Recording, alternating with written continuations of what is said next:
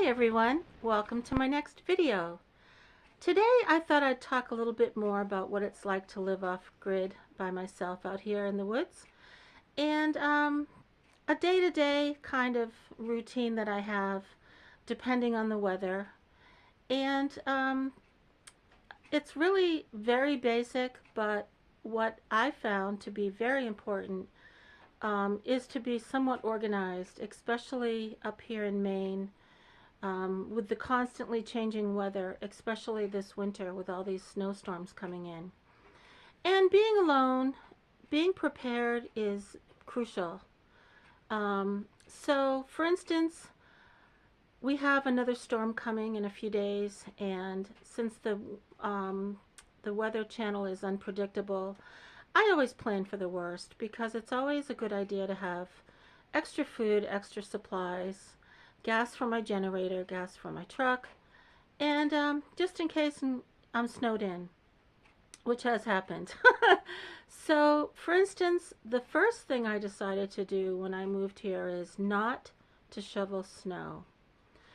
The less work that I need to do, the better, especially at 69 years old. Now, I just walk through the fresh snow when there's a snowstorm. And after a few times of walking, it clears a path and it works out very well. In terms of driving my truck, my driveway is very long. It might even be a quarter of a mile. And I do the same thing with my truck. I don't have it plowed.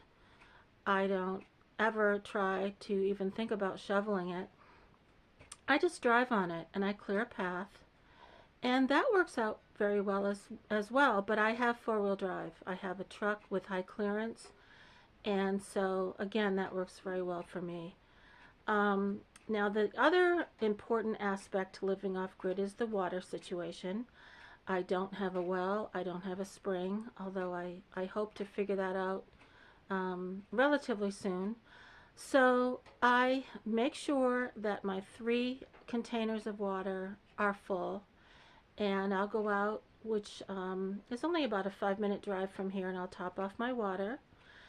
And another thing that I make sure absolutely to do is to bring in enough firewood for at least 3 or 4 days inside my cabin so it has a good chance to dry before I burn it. And having all these things done, I might not necessarily need them, but it's very comforting to know that if I get sick, if I don't feel like it, I have everything here just in case. So being prepared really is crucial. And again, I watch the weather very carefully in terms of getting out and getting these supplies. Now also, I do have a lot of acreage here, and I'm surrounded by protected land. However, I'm close to town, which is a very tiny town, but nevertheless it has 1 grocery store, 1 gas station, and it's only about a 10-minute drive. So I kind of have the best of both worlds. If I wanted to be completely self-sufficient with my own garden and be more of a homesteader, I have the option of doing that. However, honestly, I'm not that much of a gardener. And had I started this lifestyle earlier in my life, I most likely would have learned more about it and had a more established garden. But again, I have the potential to have raised beds and to grow vegetables if I ever decide to. I also live right on the ocean and have a kayak, and I could always learn to go fishing and catch my own fish. So there you go. There's another option to be self-sufficient. So living off-grid, you don't have to be in the middle of nowhere. You can create your own little space, even closer to town than how I am. But again, being self-sufficient, no matter where you live, especially in this day and age, to me is crucial. And being alone, the less work you have to do, I guess you call it work smarter, not harder. For instance, when I stacked my firewood last year, I wasn't in a hurry. I had 6 cords of wood to stack. Um, but I had it delivered early in the spring, and I had all summer. So I'd go out little by little, piece by piece, take my time, and in 2 months it was done.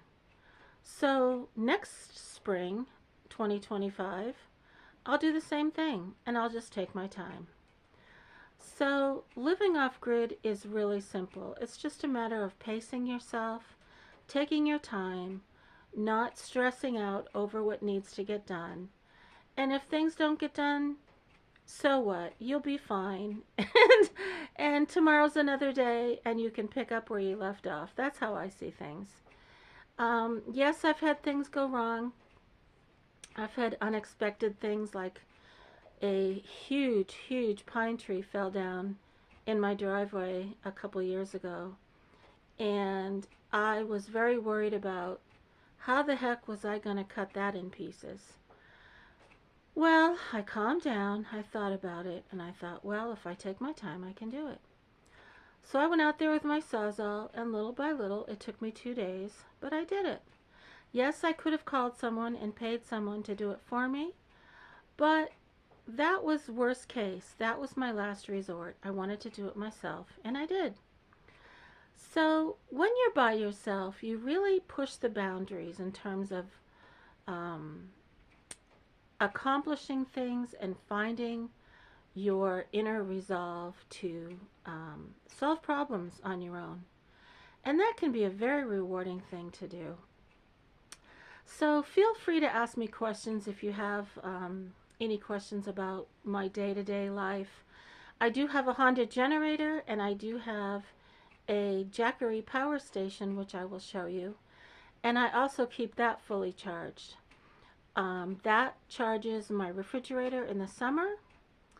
It charges my laptop, my tablets, my phone, everything. It was a little pricey. It cost me $1,200. It's a 1,000 watt power station, but it's a lifesaver. It takes care of everything. My generator is relatively quiet. It's a Honda. Never ever bring your generator near your house, near an open window. The fumes can be fatal, and I extend mine out as far as possible and make sure all my windows and doors are closed when I run it. That is very, very important because every year you hear about people that aren't familiar with the toxic fumes, and horrible things happen. So there you go. That's my easy day-to-day lifestyle off-grid. And I may have left something out. I'm not sure. But please feel free to ask me questions. It's very basic. It's very simple. It's very freeing. And simple works for me. So thank you very much for watching, everyone. I enjoy each and every one of your comments. And again, I look forward to all of your questions. Take care, everyone, and have a great day.